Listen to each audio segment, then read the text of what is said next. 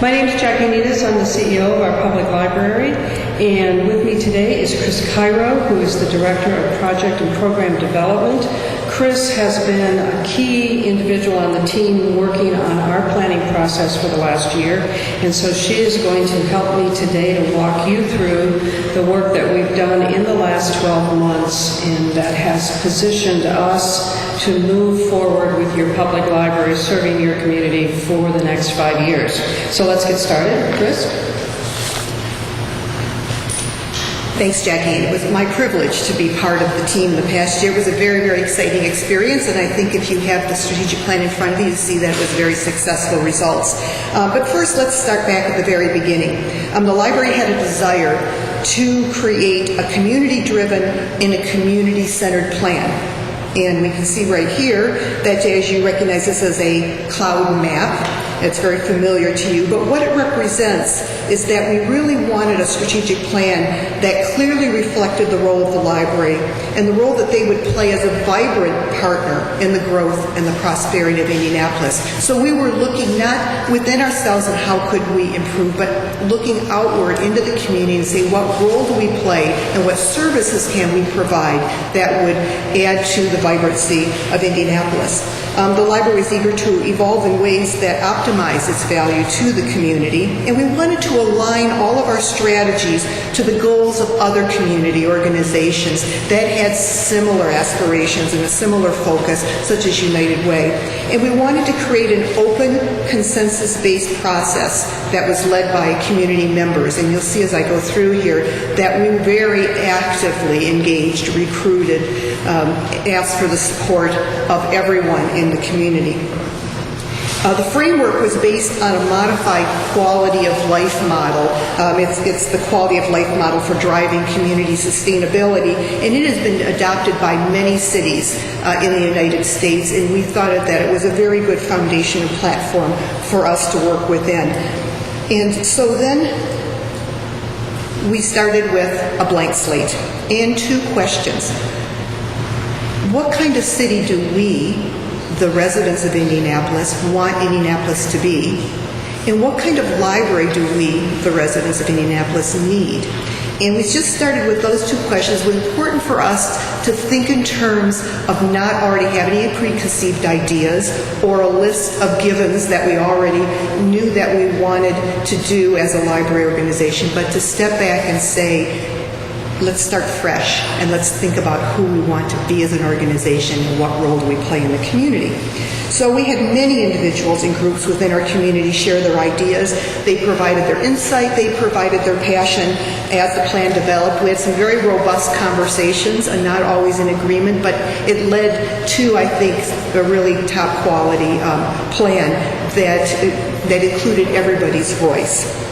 I should also mention that the planning slogan started out as yours to create that you see here. And as we went through the planning process this past year, it remained yours to create because we wanted that word create to be the focus and the branding of what we were hoping to accomplish. And now if you look at the plan, you see that it says yours to experience. So we've moved beyond the creation, and now we have something that we want all citizens in our community to participate in and to use. So now we move on to the process. And this process began exactly a year ago. July 2013, we had a community launch at Central Library. We wanted to provide input about the priorities and new library directions. It was attended by many library users, and the keynote speaker was Brian Payne, who is president and CEO of the Central Indiana Community Foundation. He challenged the audience to think creatively about library service. He challenged the audience to think about what will the library look like in the next 5 years, what sort of services do we need, what are the information needs going to be of Indianapolis, and what role can the library play. So this, we formed a steering committee. They were community leaders, and here's a list of them. They directed, they supported the process, they held our hand along the way when we needed it, they were a sounding board when we needed it. They gave us the strength to carry on through the entire year. Let me go back for just a second and mention that Hope Hampton was a co-chair, and she's with the Christian Theological Seminary, as well as Kerry Likens was a co-chair, and he's with Citizens Energy Group. Then we formed task forces, and these were facilitated by the library, and we discussed 9 issues that the library could support with identified strategies for meeting the community needs. And these 9 themes were: we thought as an organization that it would be our role to guide the digital journey, to enrich informal education, to enhance formal education, to foster civic engagement through an informed citizenry, to support business development, to nurture healthy and vibrant communities, to aid workforce readiness, and to embrace a diverse and global community, and last, to create the third place. And the third place is not where you work, and it's not where you live, but it's where you want to go, where you want to go in your spare time, where you want to relax, and where you feel comfortable and identify with people around you. So the composition of these task forces were people from all over the community. They brought a variety of perspectives about Indianapolis, about the Indianapolis people, and about Indianapolis needs. They represented over 150 community organizations. And here's the list of all of those that participated. Over 1,200 community survey responses were used to form comprehensive task force reports that pointed the library towards the future. So these task forces met from September through November, and it also involved staff members. Oops, that's okay. Do you want to do that? Okay, so the public...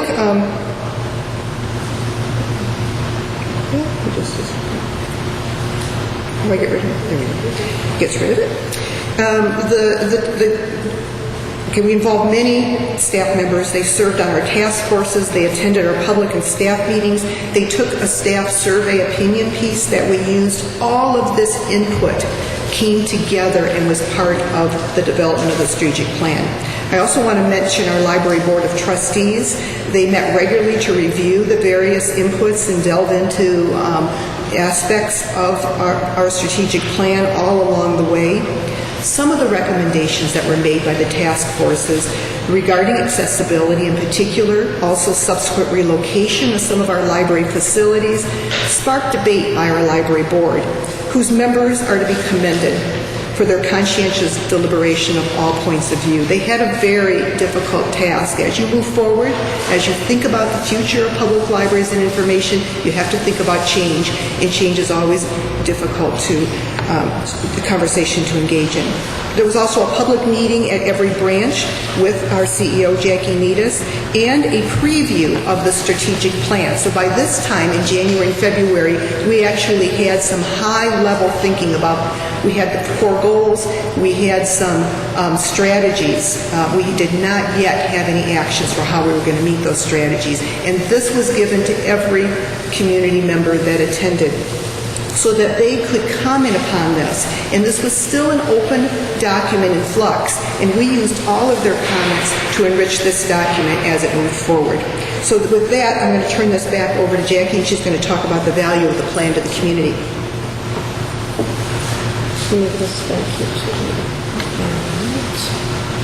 Okay. Well, Chris made the reference to the fact that we really were interested in having a blank slate and listening to the community about what they needed from their library to make Indianapolis a really great place.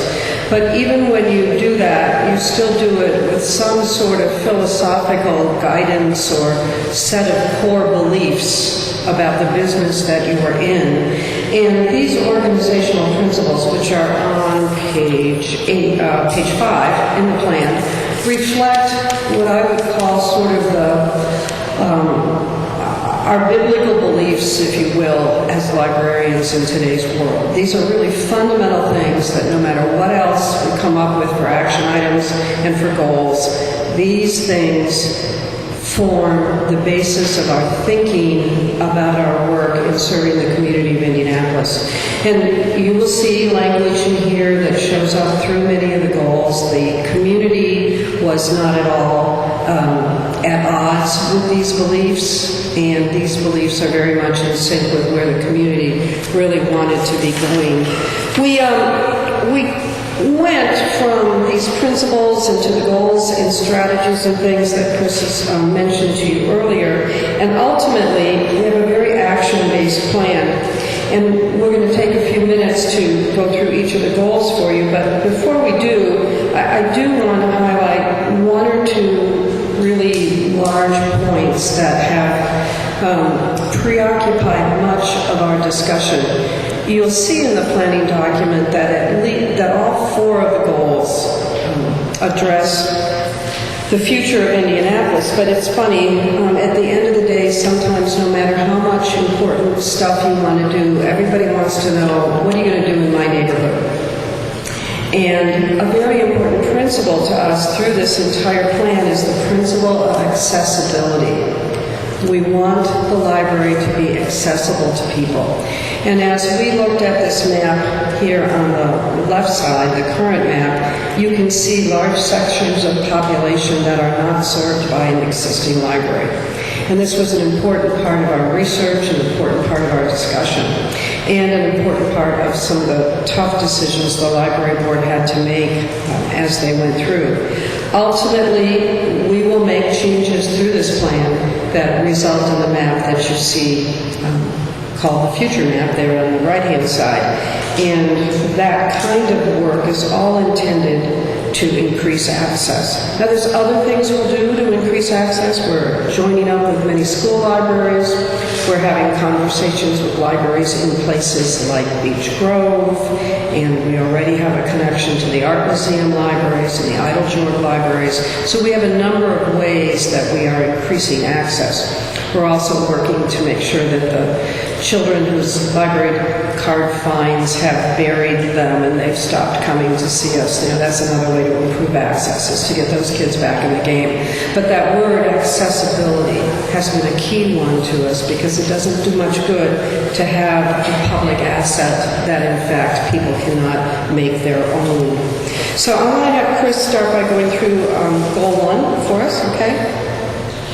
Be happy to do that.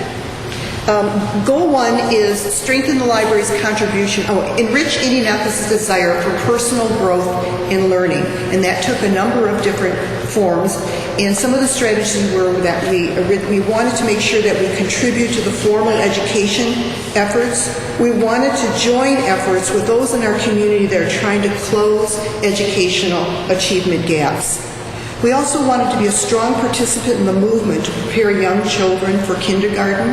We know that we can play an active role by introducing children to books, to concepts, to prepare them that when they get to kindergarten they will be ready to learn and have the skill set that they need to do that. We want to partner to create a strong network of support also for Indianapolis workers. We know that there are many people that would like to be better employed, who are unemployed and need a job, and that they're looking for an opportunity to find a way to improve their job skills, to develop resumes, to look for work on site. They need support to do that, and through the cooperation with Work One, we have already started doing that, but it's going to be even a larger role for us in the next 5 years. And we wanted to support the learning efforts along the digital journey. And that's what we're calling this process that we are all in as individuals right now, trying to wrap our arms around the technology as it's changing so quickly. We are calling it the digital journey. And along that path, we have realized that our patrons are on different parts of that journey. Some of them are much further along the road than others, and that we feel that it's our responsibility as a library organization to make sure that we meet their needs at whatever point they are at on that journey, and that we provide them with a very positive experience, that we offer them computer classes so that they can move along in that journey, that we provide them with free internet access points. And this is a service that we provide in Indianapolis that probably nobody else provides as robustly as we do. We have hundreds of computers. We have a very robust internet access. So with that, we'll move to goal 2. Clearly, with the amount of time we have today, we're not going to take you through every one of the action items. You can look at them at your leisure in the printed plan or on the website. But for those of you who have any sense of my background in the community, you can imagine that goal 2 might be my most favorite. Because if there's anything that I've come to understand in my years in public service here, is the need for stronger neighborhoods and the wonderful role that libraries can play as a resource and as an asset in their individual neighborhoods. So goal 2 focuses on strengthening Indianapolis neighborhoods and businesses, because economic growth in today's society often takes place at very micro levels, and we need that economic growth to happen all across the city. It is no longer just a case of recruiting that one great big job provider to come in, but in fact, we've got to grow our economy in every neighborhood, and we need jobs that are accessible to people in every neighborhood, and there's a role for the library in helping with that. So as you look through Goal 2, you certainly see one of my strong passionate things, which is that the library is a civic focal point and a resource center. This is a place where people can find out what's going on, where they can get background on issues. When they're mad about the fact that their sewer rates are going up, where can they go and find information about combined sewer overflows and why do we have to do something about it? Where can they get information about their elected officials and how well they're performing? And where can they find out about TIFs and what it means for their neighborhood and things like that? The library can help with that. It can be that place for public information. It could be in many ways what is trying to be done here at the hall, but at 23 different places across the city. We also have in Goal 2, the need to support business development through training, workshops, resources, meeting spaces, access to high-speed internet. We're also concerned that neighborhoods are not as healthy and as vibrant as they need to be. We hear that kind of conversation all the time.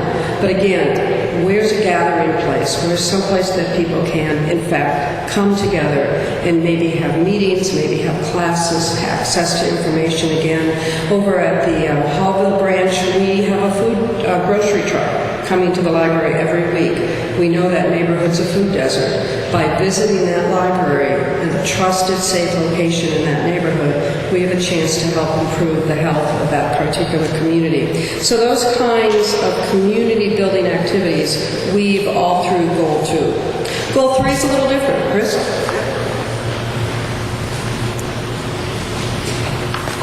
And those of you that know me know that I really, this Goal 3 really fits my personality. It is about creating a culture of creativity, innovation, and change.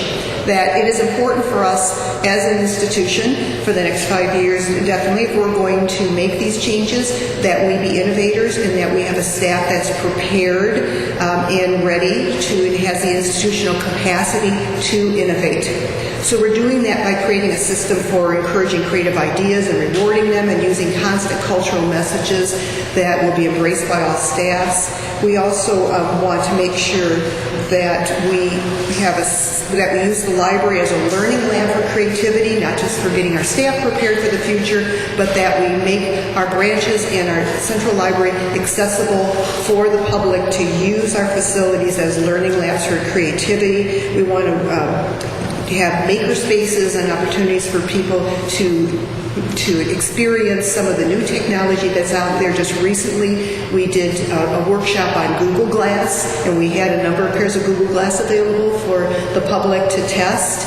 And we had a demonstration. We also had 3D printer that we produced some 3D printing and had an opportunity for you to learn how to program so you can use a 3D printer. So we feel at the library that that the library is an appropriate place for the public to experience all of this new innovation. In addition to that, we are very interested in piloting new methods that will showcase, that will organize, that will deliver, and will evaluate our library collection. We don't want it to be a stagnant, dormant collection. We want it to be rich and vibrant and useful to you. And this includes the way that we deliver and access to you, that we want to look for opportunities where you can have personal pages and spaces on our website that will that you can keep track of what you read and organize it, that we provide new methods for perhaps accessing and retrieving information so that you can do it quickly, and we can have those books on the shelves and ready for you to pick up. So all of that we want to make sure that is robust and it is part of Goal 3. Jackie?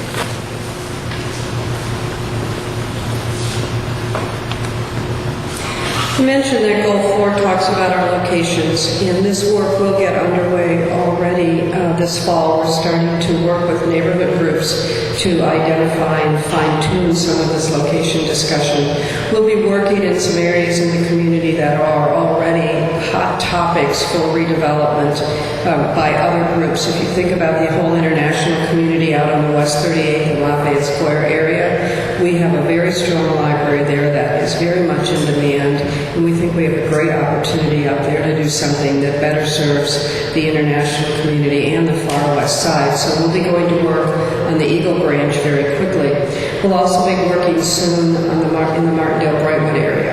This is a community that has not had much in the way of new assets in the last few years, although people have constantly tried to figure out what is the catalyst that's going to finally help Martindale-Brightwood, really move it forward. We're going to try to see if we can help with that picture.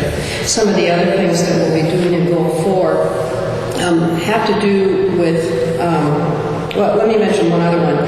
Some of you might be aware of some of the work being done in the East Washington area, the whole Mallory plant project, that kind of thing. We have a very old Carnegie Library there, 102 years old, but we're committed to keeping it. It's an important part of Indianapolis' legacy, but we are determined to bring that library up to today's standards and, in fact, do some programming and additional space there that will meet the needs of that community as they've been identified by the folks at Inglewood and others who are working on those new developments right there. We know that our website's an important part of how people access us. We have been adding to our website all the time, making more and more of our services available through there, and we'll continue to do that as a very important part of how people access the library. We also, of course, want to make sure that we are always connecting more people to their library. And a perfect example of this is some work that's going on this week where every single student in the Lawrence Township school system is getting a library card. That's a perfect example of taking accessibility to the most logical end. Every school kid should have a library card. Seems like a no-brainer. But in fact, a lot of times in our society, the most basic things are the ones we forget to do. And so we're revisiting that and working with different partners like the school systems to make sure that the children are accessing the most fundamental services wherever they are in the county that can help them succeed. So, Chris, you want to talk a little bit about measurement and accountability? Thanks. Good. Okay, so what's next and who needs to be involved? The library is committed to reporting back to the Indianapolis community on a regular basis about our progress and of our implementation of this plan. We want to establish a rigorous institutional performance assessment and to provide that assessment also of our community technology. We're planning on putting it through rigorous evaluation, and we're committed to producing rich and vibrant outcomes. Some of the process here is we're going to manage our information gathering process, make sure we have the data that we need and that we're evaluating it and we're using it as a strategy for the future.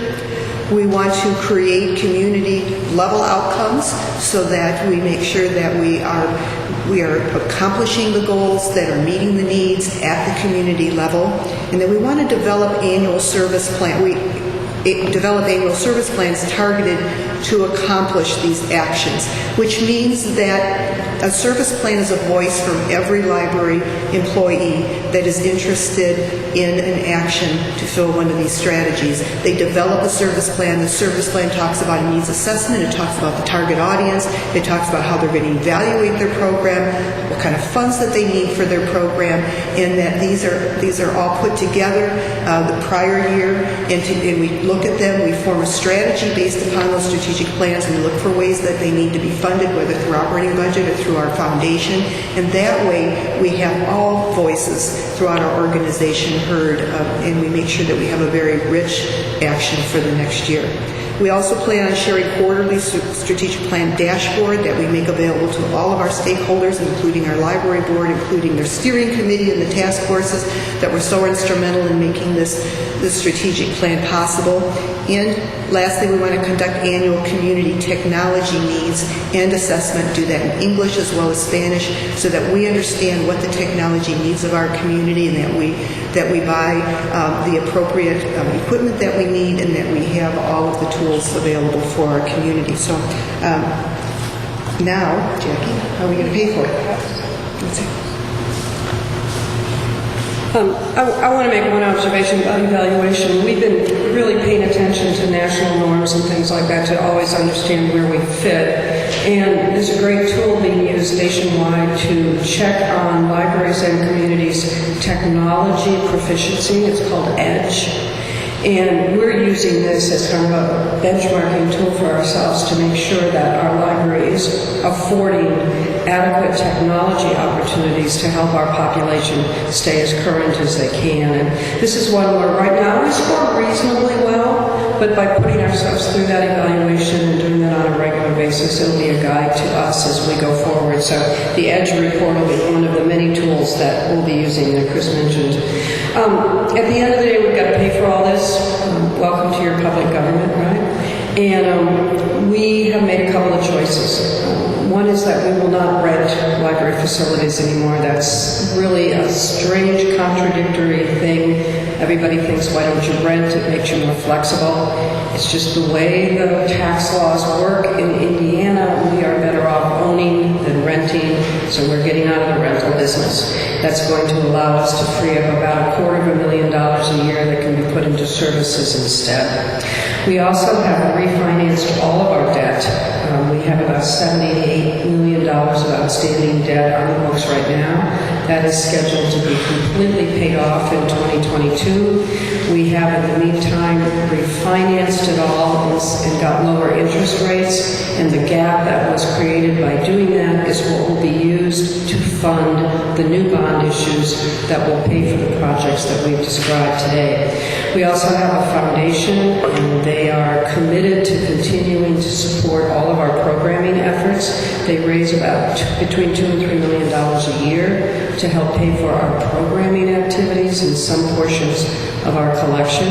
In addition to that, they are now evaluating a commitment to helping us with a capital campaign so that the funds used to do these branch projects that we were talking about that will increase accessibility will be paid for in the classic Indianapolis way, that public-private partnership that we always do here in Indianapolis. And we're grateful for our foundation. I think they're going to be really important to us. We're doing other little things. We're renting out parking spaces at the downtown Central Library so that downtown apartment dwellers have better parking. If anybody lives anywhere around Central, we're happy to talk to you.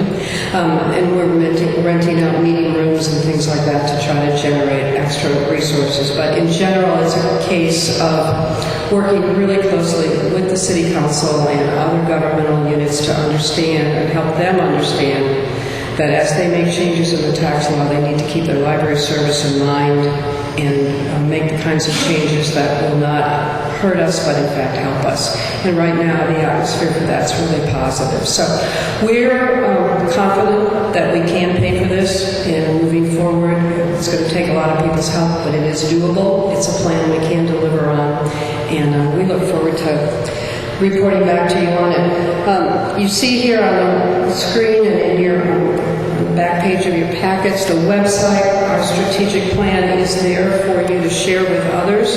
And on that same website, you will find all the research documents that we used over the last year. If any of that data is of use to you and any work that you're doing, we welcome the chance to share it with you, and we'd be happy to talk with you about any of the research that we used in getting where we are today. Thank you very much. We can stay for questions because I think we're right on the dot. Okay. Any questions?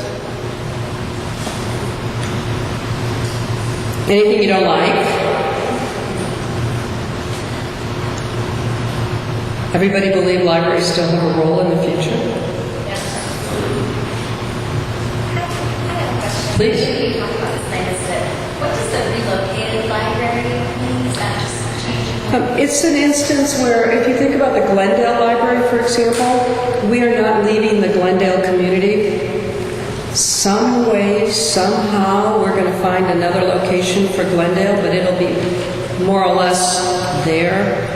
We are, in the case of Glendale, besides the high rent, tired of making people go up an elevator and down a hallway to find their library. It's not a particularly positive retail experience, if you will. So in those cases, we're not closing the library, we're really relocating. Same thing with Eagle. Eagle will move from 34th and Georgetown to somewhere probably on West 38th Street, would be our guess. So, other questions? Yes? Just a very simple breakdown, primarily where most of the money comes from for the library. Is it almost all Sure. city money or grants we get? The library has its own property tax rate, first of all. But because we have an elected board, our budget does go before the city county council. Other way around. Because we have an appointed board, our budget does go before the council for approval because they are the elected fiscal body. About 70% of our money comes from property taxes. And that is somewhat unusual. The city, the county, the townships, many of them have moved to a much healthier split between property taxes and income taxes. But the library, as a result of the way unigov was structured, does not receive very much income tax right now at all. We're still heavily property tax dependent. I think we might be the only unit of government left that is that heavily property tax dependent. The schools have moved to state funding, and everybody else has got income tax. So, a little bit of the local income tax that was to replace property taxes. We get a few things like license excise off your driver's license plates and stuff like that. So, anything else? Do you all have library cards? Anybody who doesn't, we'll talk to you. Okay? Thank you very much. And if you have any questions at all, feel free to go out to the library's website, to the Dear CEO, and send me a question, and hopefully I'll get back to you in a respectful period of time. Okay? Thanks very much.